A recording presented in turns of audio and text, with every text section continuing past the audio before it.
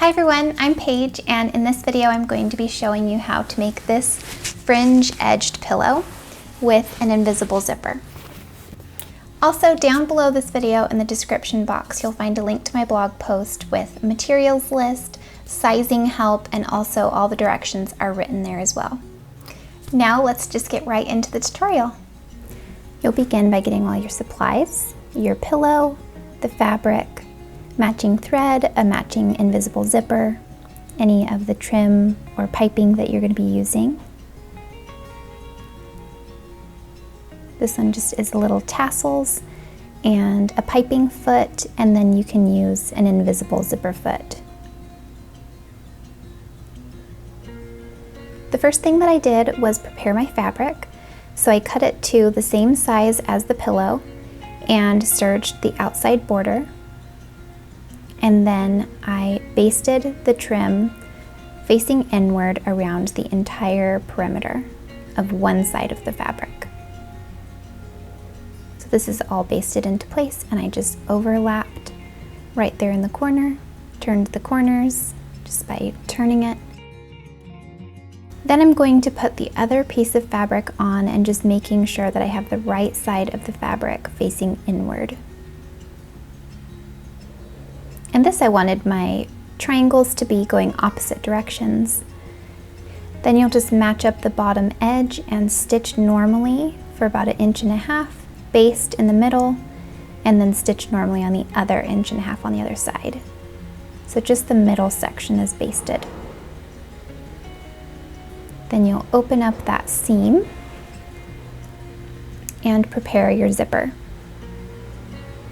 So we're going to be putting the very top of that zipper stop right where our normal stitching ends and our basting stitch begins.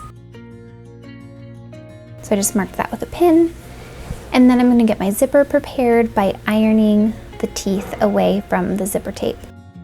So one side of this I've ironed, and you can see the difference. This side is not ironed, so you can twist that back and forth. That's folded, and this side is flat. It's been ironed. When you do that, the zipper tape will stand up on the ironed side. So you'll do that to both sides, iron it, and then you'll place your zipper along that seam, matching the center of the zipper and the center of the seam. You can pin it in place and then baste that down with a contrasting thread.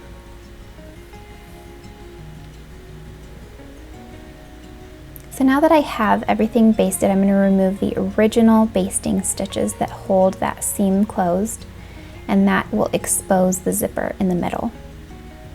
And then you can zip all the way down, and it's still basted with that contrasting thread. And I'm going to get the zipper all the way out of the way.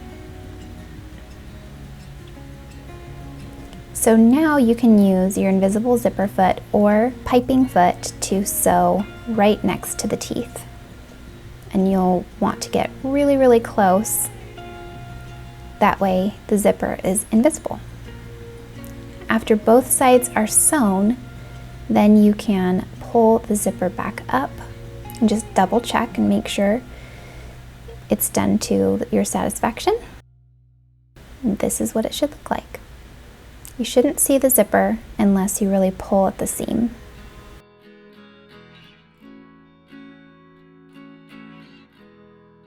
So now you can remove all of that basting thread. And then to shorten the zipper, you can just take a bunch of stitches right in the bottom where you're going to cut it, just to make it nice and secure, and snip off any excess.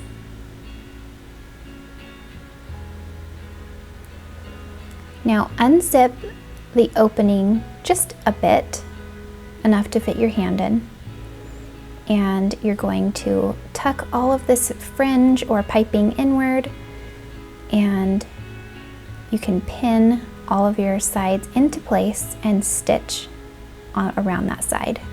And then you're going to put it right side out and pop out the corners. And if any of the tape of the fringe is sticking out of a seam like it is right here, just a little bit is still showing, I just pull it right back in and stitch a tiny bit closer, and then it's fixed. You don't see any of that tape. And now it's pretty much done. All you have to do is put the pillow inside.